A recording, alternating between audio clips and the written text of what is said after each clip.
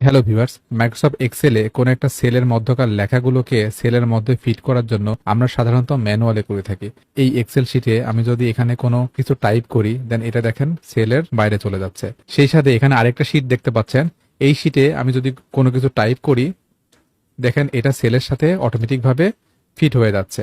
এই auto fit সিস্টেমটা চালু করার জন্য আমাদেরকে যেটা করতে হবে, শিটের উপরে প্রথমে রাইট বাটন ক্লিক করতে হবে, এরপরে এখান থেকে ভিউ পড়ে যেতে হবে, এরপরে এখান থেকে আমরা ড্রপ ডাউনে পেয়ে যাব ওয়ার্কশিট, এখানে ক্লিক করতে হবে। এরপরে আমাদেরকে এখানে একটা কোড টাইপ করতে হবে, cells dot entire column dot autofit, এরপর ইন্টার দিতে হবে, এরপরে জাস্ট ক্লোজ করে দিতে হবে।